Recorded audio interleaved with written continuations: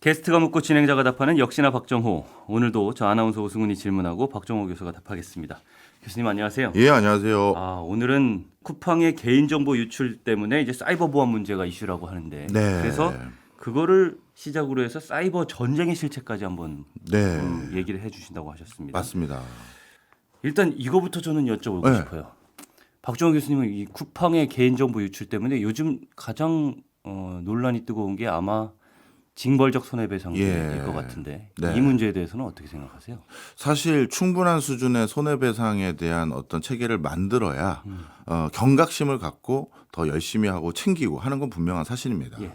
그런데 뭔가 사건이 한번 불거지면 그 손해배상 앞에 가끔 징벌적 이런 표현을 쓸 때가 있어요. 예. 그러니까 세게 어떤 손해배상을 부과하겠다라는 겁니다. 그런데 이제 개인에게 네. 징벌적 수준의 어떤 피해 보상과 아니면 형벌을 내리겠다라고 하는 거에 대해서는 저는 뭐 나름대로 긍정적인 효과가 훨씬 더 클 수 있다고 생각합니다. 네. 근데 법인은 다릅니다. 사실 전례들을 몇 개 얘기해 드릴 수도 있는데요. 예.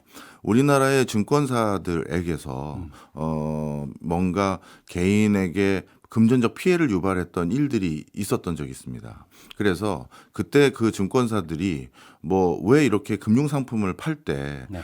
체계적으로 공지를 하지 않고 그냥 단순히 영업이익을 더 올리기 위해서 적합하지 않은 대상자에게도 이런 걸 파는 거냐? 앞으로 이런 일이 또 재발되면 징벌적 손해배상을 물리겠다라고 하거든요. 예. 그럼 이제 무슨 문제가 생기냐 하면 그 회사와 거래하거나 네. 그 회사에 투자했던 다른 주주들도 본의 아니게 큰 피해를 입는 거예요.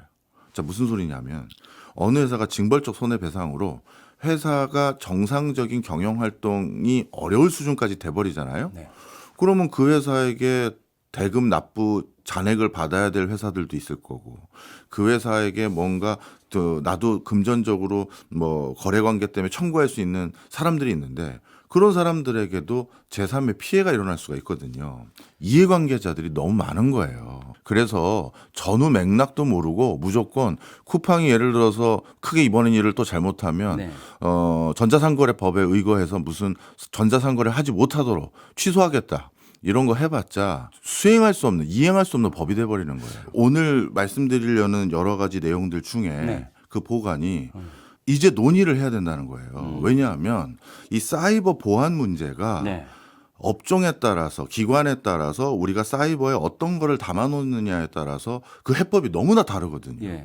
그러다 보니까 앞으로 이거에 대해서 보안을 시급하게 정말 체계적으로 논의하지 않으면 정말 큰일이 날 수 있다. 오늘 뭐 쿠팡을 얘기하려는 게 아니라 그렇죠. 이게 쿠팡보다 더 큰 카테고리의 범주거든요. 네.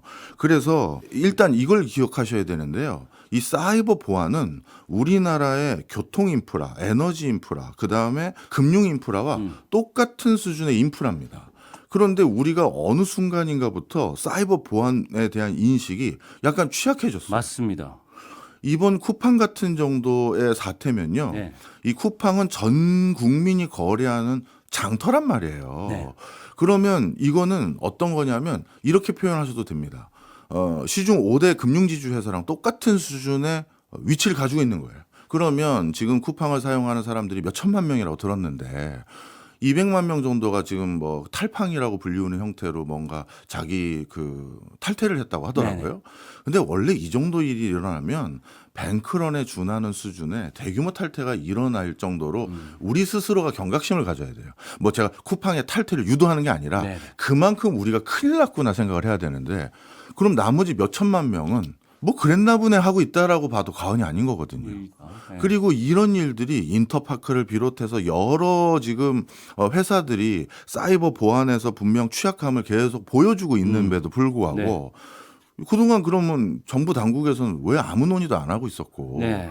쿠팡 정도 약간 더 규모감이 또 커지니까 또 논의하는 척하고 그러는데 이전에는 그럼 논의한 척 안 했느냐 했을 때 했거든요. 네. 그래서 이 오늘은 이 알겠습니다. 사이버 보안의 중요성에 대해서 얘기를 좀 드리려고. 이게 어느 정도로 우리가 중요하다고 인식을 해야 하는데 그러지 못하고 있다라고 생각하세요? 어느 정도로 중요한지 그 부분을 좀 짚어주셨으면 좋겠어요. 전부라고 해도 과언이 아닙니다. 전부 우리 예. 생활의 전부. 전부입니다. 네. 일단 오승훈 아나운서와 저와 우리의 모든 개인적인 자산, 부동산 빼고는 90% 이상이 다 디지털이 있지 않나요? 그럼요. 우리 지금 돈을 다 현금으로 가지고 있는 사람 누가 있습니까? 다 맞습니다. 은행 계좌로 가지고. 예. 있어요. 예. 그리고 오승훈 아나운서의 모든 개인적인 이력과 아니면 경력을 확인할 수 있는 게 지금 또 다 디지털로 남아 있지 않나요? 맞습니다. 그래서 이 디지털 보안이 취약한 국가는 결국 모든 거를 한꺼번에 송두리째 잃을 수가 있는 거예요. 네. 그래서 이렇게 표현한 적이 있는데요. 미국의 회계감사원 보고서에 뭐라고 나왔냐 하면요. 네. 2012년부터 2017년까지 개별 작업이 진행된 거의 모든 무기 시스템에서 가장 중요한 요소는 네. 사이버 보안에 대한 부분을 어떻게 보완하느냐가 미국 정부의 가장 큰 관건이었다. 아. 이렇게 얘기를 합니다. 예. F-35 스텔스 전투기라든가 또는 F-35 스텔스 전투기가 발사한 미사일이 정확하게 본인들이 지정했던 위치에 타격을 입혀야 되는데 해커가 거기에도 개입을 했어요.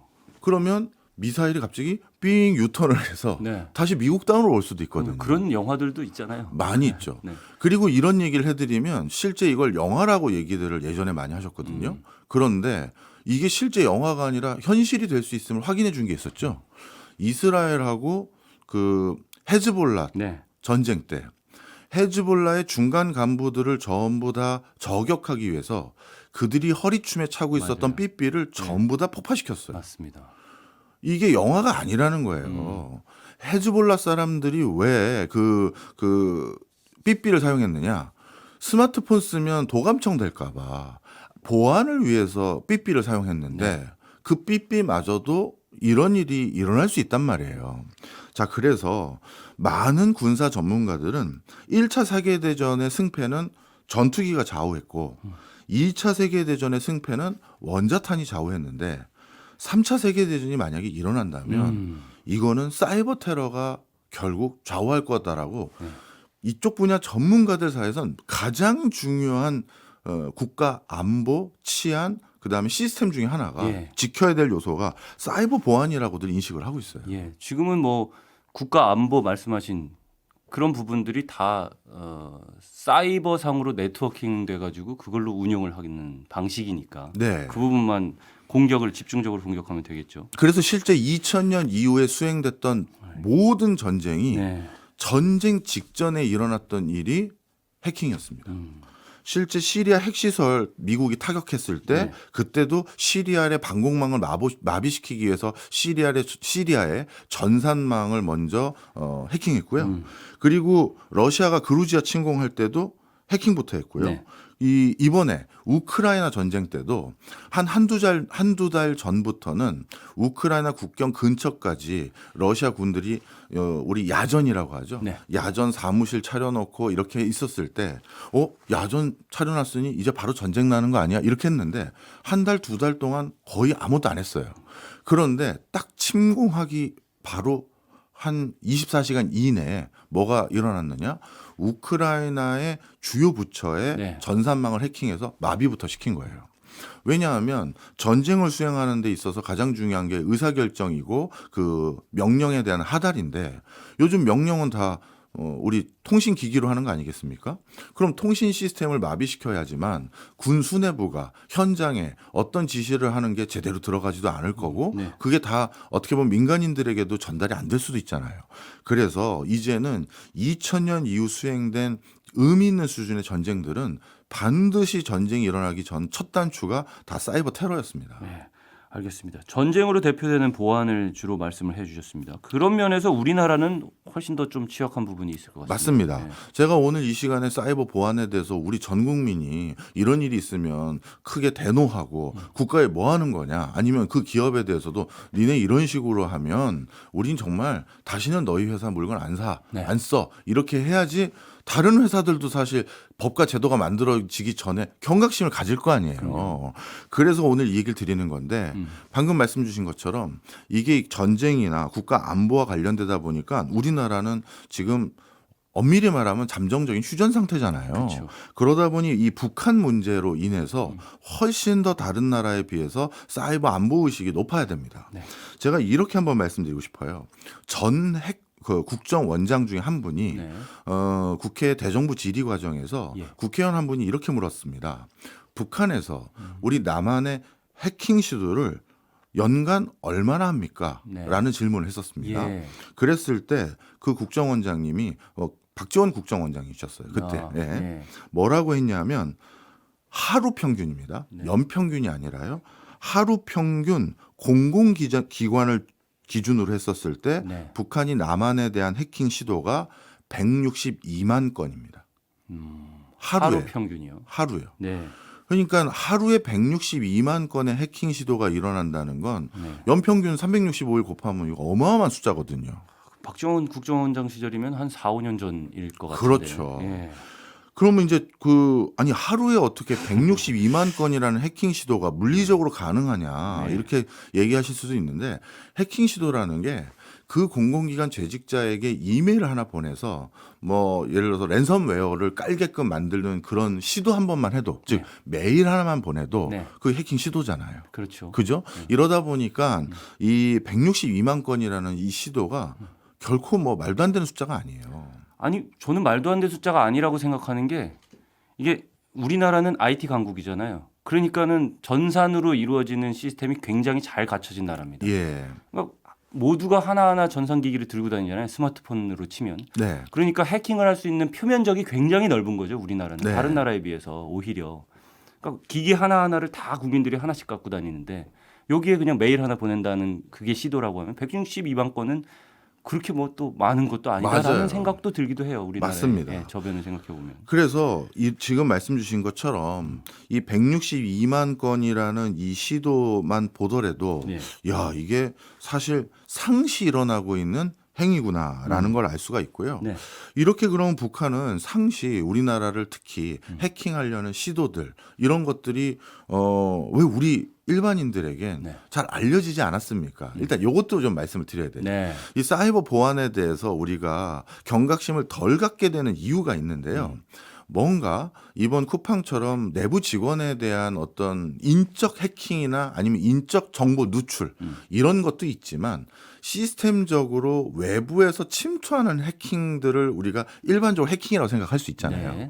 근데 해킹은 반드시 이렇게 시스템적으로 전산 능력을 바탕으로 침투하는 것만이 아니라 사람을 그 안에 채용하도록 유도한 다음에 그 사람이 거기 있는 정보를 가져오도록 하는 것도 해킹의 하나의 전략 전술 중에 하나예요. 네. 어떤 거든 간에 이런 것들이 결국 누구 소행인지가 밝혀지려면 네. 통상적으로 짧아야 6개월, 길면 2년 뒤에나 그때 우리나라 대표 쇼핑몰 외부에서 해킹 시도 일어났던 거 있잖아. 그래서 고객 정보 20만 건 가져간 거 그거 어느 나라 소행이었대? 누구 소행이었대가 2년 정도 돼야 아. 확인이 돼요. 해킹을 시도하는 사람조차 그거를 분산시켜 가지고 자기를 추적할 수 없게끔 만드는 기술이 맞습니다. 있기 때문에 그렇기 때문에 그걸 따라가다 보니까 그 시간이 걸리는 거예요. 네네. 그럼 이제 어떤 문제가 생기냐면 어쩔 수 없죠. 언론에서는 상당히 시간 소요가 같기 때문에 시의성 있는 주제가 아니란 말이에요. 네. 예를 들어서 뉴스를 만드는데 국민 여러분 2년 전에 혹시 그거 기억나십니까? 그거 해킹 시도의 주체가 이제 누군지 밝혀졌습니다. 이번 해킹 시도는 북한이었다고 하더라고요. 이번 해킹 시도는 북한이 아니라 뭐 예를 들어서 중국의 어떤 민간 업체에서 해킹을 했다고 합니다. 이게 보도성이 희석돼 버리는 네. 거예요. 네. 시의성이 없어지죠. 그렇죠. 네. 그러다 보니까 뒤늦게나마라도 이런 것들을 보도해서 결국 누구의 소행이었고 우리가 이것들을 앞으로 더 경각심을 가져야겠습니다. 이런 후속 보도들이 잘 안 생기는 거죠. 네. 그러니 북한이라는 주체도 이렇게 많은 시도를 하고 있었다는 자체가 명명백백하게 확인되고 난 다음엔 후속 보도가 안 되는 거예요. 네. 그러니까 북한의 사이버 테러를 비롯해서 네. 사이버 공격이 들어왔을 때 국가 경제의 근간이 흔들릴 수 있을 정도의 예. 피해가 있을 수 있다라고 네. 이제 말씀을 하신 건데 네. 예를 들어서는 어떤 피해들을 그렇게 생각할 수 있을까요? 일단 이번에 우크라이나 전 때처럼요. 네. 만약에 북한이 진짜 뭐 침공이라든가 남한을 교란하기 위해서 뭔가를 한다고 했었을 때 네. 이번에 러시아는 우크라이나의 세종청 우리로 따지면 세종 정부청사 같은 거에 전산망을 마비시켰거든요. 그러다 보니까 뭔가 업무를 수행할 때는 공무원들은 근거를 남겨야 돼요. 결제를 작은 거라도 올려야 되고 네. 근거 없이 뭘 움직일 수가 없습니다. 근데 전산망이 마비됐으면 뭐 구두 보고하고 그냥 해야 되는 건가요? 어디에 전투기 야 지금 출격시켜 구축함 어디로 보내 이걸 구두 보고로 하는 겁니까? 이렇게 되잖아요. 다 마비되면 그 방법밖에 없겠네요. 그렇죠. 예. 나중엔 그것까지 이제 가야 되는 거지만 그렇죠. 결국 그러면 일선에서는 혼란이 생길 수도 네. 있고 이렇게도 되는 건가? 뭔가 자신들이 일해왔던 시스템과 방식이 아니기 때문에 이제부터는 이제 갈팡질팡하게 되는 거란 네. 말이에요. 바로 그런 것들이 유도될 수가 있고요. 그런데 교수님 그러면 북한이 그동안 그런 시도를 한 번도 안 했는데 우리가 왜 걱정해야 됩니까? 이렇게 오해하실 수가 있어요. 자 그런데 이게 이제 오늘 북한만 얘기하는 거 아니고 뒤에 또 다른 얘기도 합니다만 네. 대표적으로 이제 그거 하나를 말씀드리면 북한은 일부러 저강도 공격만 합니다. 지금은. 왜냐하면요. 고강도 공격을 해서 우리나라 사람들이 어느 금융지주 회사에 가지고 있는 계좌를 거의 대부분 털어갔다. 네. 이러면 우리 국민들의 정말 공분을 사겠죠. 네. 내 전 재산이 은행에 얼마 예치되는데 그게 지금 제로가 됐습니다. 근데 이거 북한의 소행이라고 지금 슬슬 밝혀지는 것 같은데 자칫 잘못하면 남한 국민들의 공분 때문에 전면전으로도 갈 수 있는 네. 일이에요. 그러다 보니 고강도 공격을 했을 때는 북한도 부담이 큽니다. 그래서 저강도 공격을 해요. 피해 규모가 예를 들어서 누군가의 계좌에서 500만 원에서 1000몇만 원 사이에 계좌에 일부 예치됐던 돈들이 네. 털렸는데 한 500명 정도의 피해가 있다. 그러면 500만 원 물론 작은 돈은 아니죠. 근데 이것 때문에 내가 진짜 휴전선을 넘어서 나 북으로 지금 간다. 저놈들 잡으러. 이렇게까지 할 정도까지는 아닌 거거든요. 네. 이런 식의 저강도 공격을 매년 하고 있어요. 혹시요. 예. 금융계좌 해킹 같은 것과 국가 기관 시설에 대한 사이버 공격은 유형이 많이 다를 수 있잖아요. 비슷한 면이 너무 많습니다. 비슷한 면이 너무 왜냐하면 많다. 예. 그 관리하는 체계와 루트 중에 우리나라는 다 정부 기관들이 관장하고 있잖아요. 증권거래소, 증권결제원 뭐 이런 것들이 예. 다 정부에서 관할하고 있는 데이터가 많아요. 그러고 시중은행도 네. 실질적으로 우리나라는 완벽하게 민영화된 게 아니라 정부의 관리 감독 아래에 있기 때문에 예. 정부의 지침 아래 이런 사이버와 관련된 보안 시스템을 유지 관리하고 있어요. 그러니까 정부가 그걸 해킹을 막기 위한 보안 시스템에 구축된 방식이 유사할 거다라는 말씀이신 맞습니다. 거죠. 자, 그래서 예. 일단 첫 번째로 음. 고강도 공격이 아닌 네. 저강도 공격을 계속하는 가장 큰 이유는 네. 바로 저강도 공격을 했을 때 첫 번째 거둘 수 있는 이득은 지속적인 경제적 이득을 누릴 수 있어요. 우리 가끔 보도되지 않습니까? 네. 가상자산 거래소에 있었던 뭐 그 코인들을 이 북한의 해커로 추정되는 사람들이 이번에 얼마 빼갔다. 뭐 이런 것들 종종 보도가 되는데 그게 거의 매년 비슷한 수준의 어떤 소식이 있음에도 불구하고 이게 전반적으로 사회적으로 이걸 이제 단도리를 쳐야 된다라는 상황이 안 생기게 되는 게 저강도 공격이기 때문이에요. 내 계좌와 전 국민의 상당 부분의 계좌를 털어간 게 아니라서. 그다음 두 번째, 저강도 공격을 하는 이유가 또 있어요. 이게 훈련이고 연습이기 때문이에요. 이 북한의 해커들이 상시 네.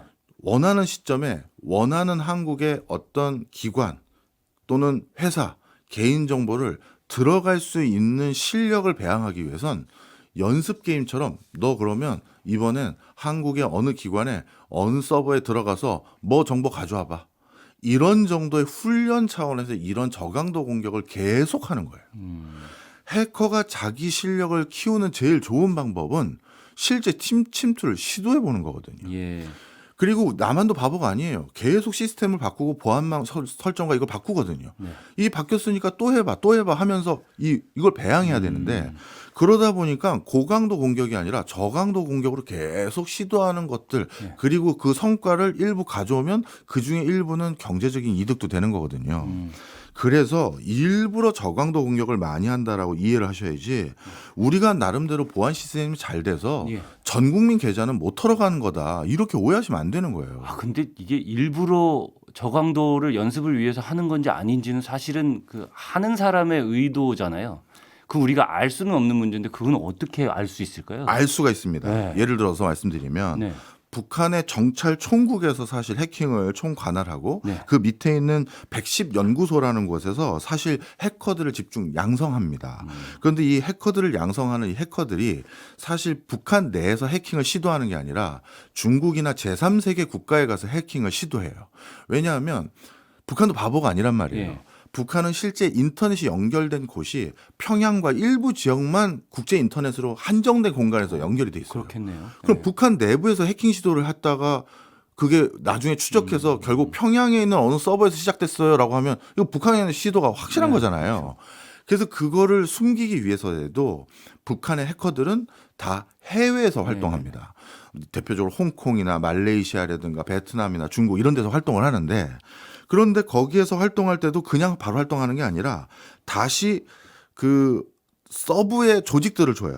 둬요. 라자누스 그룹이라든가 블루노로프 아니면 이 안다리엘 이런 데에다가 하청을 주기도 하고 같이 해킹을 해요. 예. 러시아 해커 조직들이기도 하거든요. 네네. 그런데 이게 CIA나 우리 국정원에서 그동안 조사를 해보니까 네. 몇몇 범죄자로 밝혀진 사람도 있고 체포나 구금을 한 해커들도 있거든요. 네. 근데 그들에게 그래서 우리가 취조를 했죠. 아. 그랬더니 이거 사실 저희가 시도해서 뭐 예를 들어 니네 그럼 100만 명 계좌 털어가도 되는데 왜 이거 한 500명만 가져간 거야? 물어봤죠. 네. 확인도 하고. 검거된 해커들을 통해서 그렇죠. 확인된 내용이란 거죠. 그런데 그런 걸 물어봤더니 네. 1차적으로 우리가 해킹을 계속하는 이유는 훈련 목적도 있다. 군사훈련적인. 예.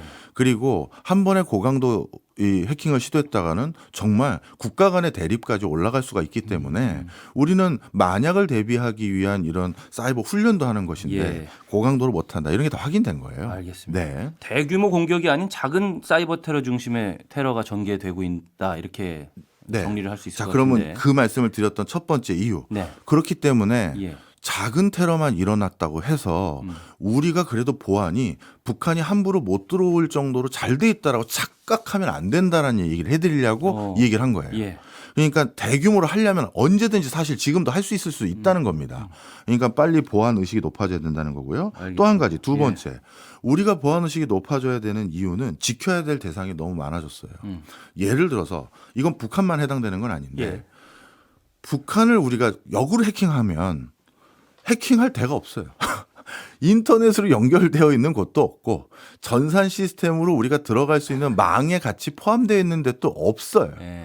그러니 북한은 수비를 하려고 해도 지킬 곳이 한정되고 제한된 곳이고 네. 그런데 우리는 이제 디지털로 전환 안 된 부처가 어디 있으며 맞습니다. 기관이 어디 있고 회사가 어디 있어요. 이제는 지식재산권부터 항만 도로 시설을 관제하는 시스템까지도 전부 다 전산으로 돼 있거든요. 네.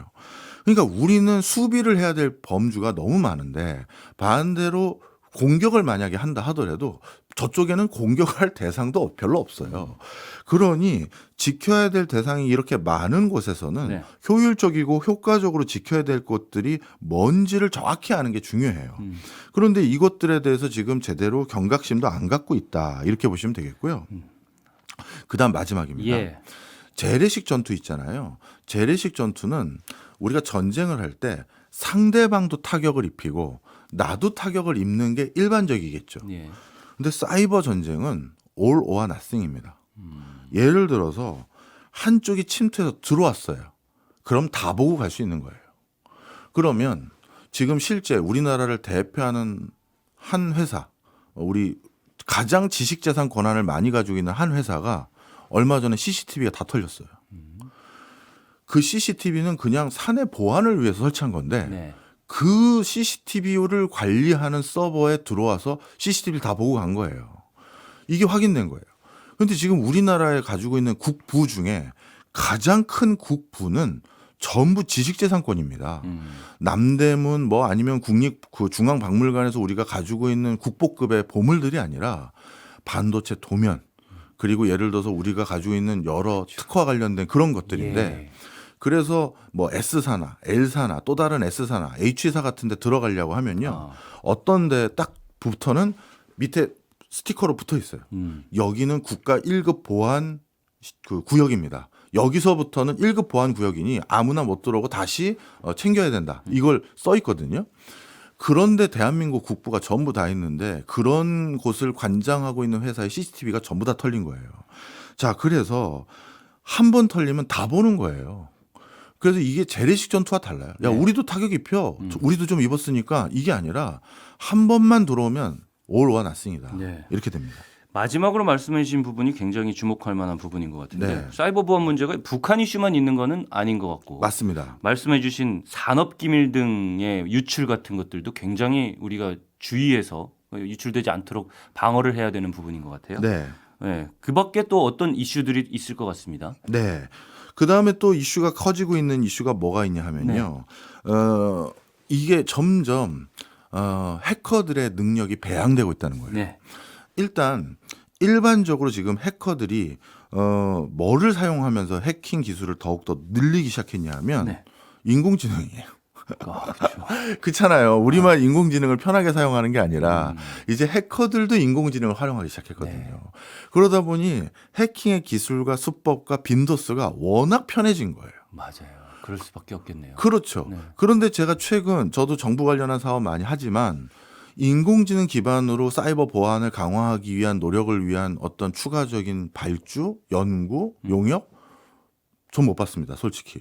뭐 1급 보안 상황이라서 제가 못 봤는지는 모르겠습니다만 못 봤어요. 네. 제 주변에서도 이거 관련된 전문가들이 있고 저도 사실 이거와 관련된 프로젝트에 한두 번 참여한 적도 있었지만 요즘 그런 일을 하고 있어? 물어봤더니 아니 얘기는 없던데?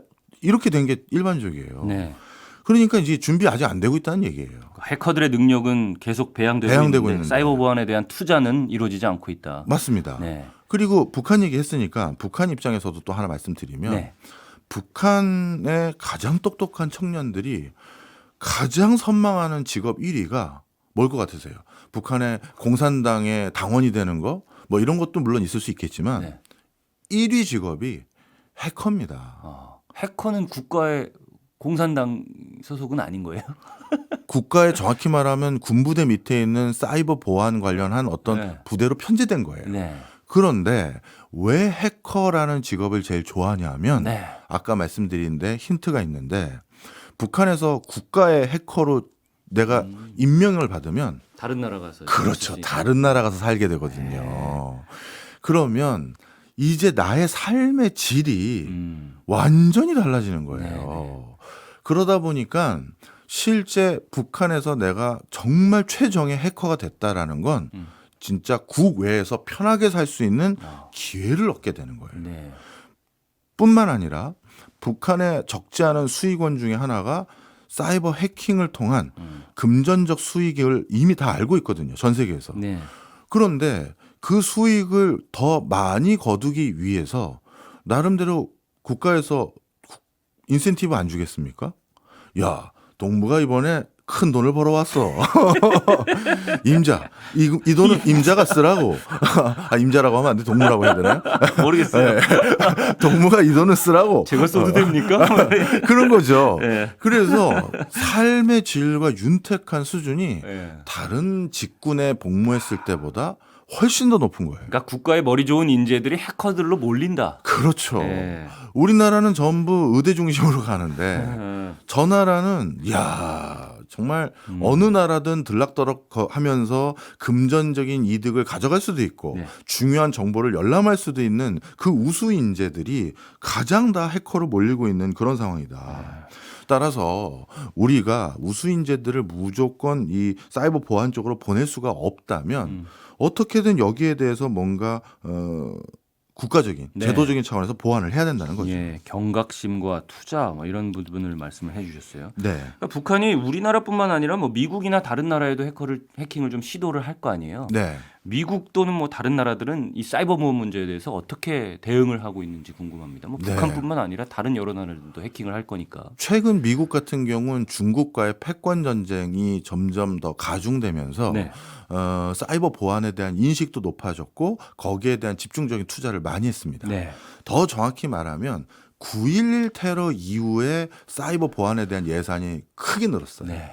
아, 우리 미국 본토도 이제 털릴 수 있겠구나라고 생각을 하게 됐고요. 네. 그 다음에 미국 정부에서는 뭐라고 공식적으로 발표를 했냐면 트럼프 대통령 1기 때 그때 미국 대선에 러시아 해커들이 개입했다라고 미국 정부가 공식적으로 나중에 수사 끝나고 발표했습니다. 예. 이건 어떻게 그러면 아니야 다른 나라 선거에 해커들이 개입했느냐? 간단히 말씀드리면 이런 거예요. 우리가 요즘은 그 유권자들이 어느 후보를 지지할지 고민할 때 그 후보에 대한 정보를 얻는 루트가 유튜브를 비롯한 다양한 SNS 플랫폼들을 통해서 접하게 되지 않습니까? 뭐 쇼컷 뉴스라든가 아니면 이런 것들을 통해서요. 네. 카드 뉴스 같은 걸 통해서. 예. 그런데 러시아 해커들이 트럼프 대통령에 대한 뉴스 중에는 우호적인 뉴스에 대해서는 더 추천수나 노출 빈도가 높아지도록 조작했고 반대쪽 후보자에게는 인위적으로 나쁜 뉴스가 노출도가 더 잘 되도록 유도했다. 이걸 미국 정부 당국이 결국 다 조사해서 발표했어요. 네.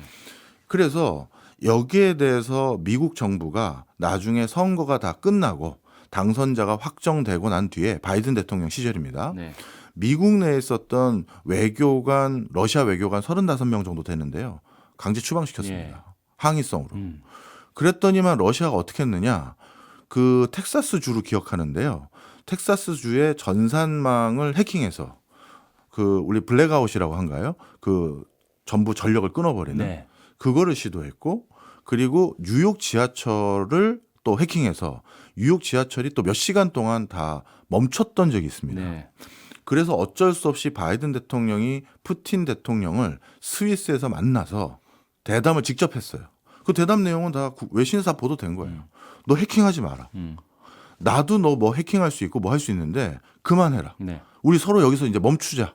이거를 그때 합의라기보다는 엄포성으로 네. 네가 한 번 더 하면 나도 이제 또 제대로 할 거야. 나 뭐 할 수 있었는데 안 한 거야. 하면서 서로 치고받고 하고 온 거예요. 그때 분위기가 정상 간의 대담이 굉장히 살벌했었거든요. 예. 그래서 이미 그 미국도 9.11 테러의 이후 중동 지역으로부터의 해킹 시도, 그 다음에 최근에는 러시아의 해킹 시도, 이런 것들을 차단하기 위한 사이버 보안과 관련된 예산을 대폭 늘렸고, 예산을 늘렸다. 네, 그리고 그거에 대한 보안 체계를 더 강화했고요. 네. 최근에는 또 중국과의 패권 전쟁으로 그걸 더욱더 경각심을 갖고 있는 상황입니다. 그런데 우리나라는 앞서 다시 말씀드리지만 잠재적 휴전 국가인데 그런 의식이 상대적으로 너무 미비하다는 거죠. 알겠습니다. 미국 외에 다른 나라들은 뭐 대응하고 있는 방법들이 혹시 그냥 다 예산을 늘리고 투자하고 이런 쪽이겠죠. 왜냐하면 네. 해킹에 어떻게 대응을 하고 있는지를 우리에게 다 공개를 해버리면 그잖아요. 해커들이 또 이렇게 바꾼 거였어. 이런 게 또 참고가 되는 거지 않습니까? 그래서 예산을 늘려서 2중, 3중의 보호망을 설치하고 그리고 또 어떨 때는 잘못된 그 정보들, 그러니까 일부러 진짜 고객 정보나 회사 기밀을 변형하고 왜곡시켜요. 네. 그렇게 변형하고 왜곡시킨 서버를 하나를 더 둡니다. 그래서 해커들이 이게 진짜 그 회사가 가지고 운영하는 서버다라고 오인해서 멍텅구리 서버를 털어가게끔 하는 그런 하드웨어적인 시도도 하는 경우도 있어요. 예. 그래서 워낙 방법들이 다양하다 보니 뭐 꼭 어느 하나만 어떻게 하고 있다 이렇게 볼 수는 없는데 네. 다양한 방법을 하고 있는데 요것도 제가 좀 말씀을 드릴게요. 예. 요런 시도들 중에서 전시 행정이 너무 많아요. 저도 공공기관 재직하고 있었을 때 어느 해에는 보안 USB라고 요 USB만 그 원내에 그 컴퓨터에 껴서 그걸로만 파일을 저장해서 나갈 수가 있다고 하는 거예요. 네. 그러면 이거 하려고 또 얼마나 많은 예산을 투여했겠습니까? 그런데 이 보안 USB라고 나눠준 그걸 가지고만 하고 다른 거는 USB 꽂으면 아예 거긴 뭐 파일을 옮길 수도 없고 네. 그 뭐 이렇게 된다고 USB 했는데 인식 자체를 못하게 해놓을 맞습니다. 수 있겠죠. 그런데 저는 무슨 IT 전공자도 아니고 컴퓨터 공학 전공한 사람도 아닌데 정말 제가 외부에서 급한 일이 있어가지고 어떻게 했느냐 그냥 제 메일 있지 않습니까? 네. 회사 메일에 그 메일에 제가 그 파일들을 첨부했어요. 첨부하고 외부에서 그 메일에서 열람해서 다운받은 거예요. 엉터리네요. 엉터리죠. USB로 파일을 못 옮기게 막자고 별도의 USB를 특별 제작해서 그 안에 프로그램까지 넣어놨는데 가만히 생각해봤는데 제가 그 USB를 놔두고 온 거예요. 아 이거 큰일 났네. 이거 어떡하지? 하다가 그냥 메일로 내가 나한테 메일로 그 파일을 보내서 그렇게 해서 그냥 여기서 다운받아서 여기서 지금 출력해야겠네. 바로 되는 거예요. 몇 년도 어디였습니까? 자, 그래서 네. 이게 진짜 무슨 보안을 위해서 철두철미하게 진짜 전략 전술 차원에서 생각한 게 아니라 그렇죠. 저희 심각한 이렇게 문제네요. 신경 쓰고 있습니다. 이제 저희 USB도 함부로 못 이용하도록 엄단하고 있습니다. 예. 뭐 이런 느낌만 받는 거예요. 예. 그러다 보니 정말 상황이 심각하다 이렇게 말씀드릴 수 있습니다. 그러니까 뭐 다른 나라 특히 북한을 예로 드셨지만 인재들이 해커로 몰린다고 하는데 해커들의 능력이 계속 발전된다고 하는데 우리는 보안 시스템에 그 정도의 경각심을 가지고 있지 않다는 네. 현실적인 이야기를 해주신 것 같아요. 네, 자 마지막 하나만 더 말씀드릴게요. 예. 우리가 이제 사이버 보안에 신경 써야 될 이유가 있습니다. 그 이유 중에 하나가 네. 사이버 보안 산업이 가장 급성장하는 산업입니다. 근데 한국은 자체적인 플랫폼마저 가지고 있는 정말 뭐랄까요 패권 국가 아닌 유일한 국가거든요. 예. 라인, 카카오, 네이버, 다음 등등 다 많잖아요. 맞습니다. 그리고 한국은 자체적으로 서버를 운영할 수 있는 보기 드문 회사들을 많이 가지고 있어요. 우리 전 세계적으로 서버를 운영하는 회사들 보면 뭐 그 아마존이나 구글이나 뭐 이런 회사들인데 네. 우리는 S사나 L사나 뭐 이런 또 다른 S사나 이런 데서 서버나 솔루션을 제공해 주는 그런 그 계열사가 있거든요. 네. 그러면 달리 돌아와서 우리 미국계 서버나 사이버 보안 시스템을 활용할까? 중국계 서버와 사이버 보안 시스템을 활용할까? 이거에 대해서 걱정하는 제3세계 국가들 많을 거 아니에요. 결국 아마존 거 쓰면 우리 거 다 미국이 보는 거 아니야? 네. 사우디가 그 걱정할 수 있고 맞습니다. 사우디가 중국 거 그럼 쓸까? 야 그럼 중국이 보는 거잖아. 이 생각할 수 있잖아요. 맞아요. 그런데 앞으로 경제 활동은요. 오프라인은 조금 더 위축될 수밖에 없고 많은 나라에서 온라인의 경제 활동이 더 활성화될 거예요. 이미 이미 그렇고요. 네. 그러면 그런 나라들은 이제 그러면 미국 거, 중국 거 말고 그럼 우리가 대안이 뭐가 있을까 고민을 더 할 수밖에 없어요. 예.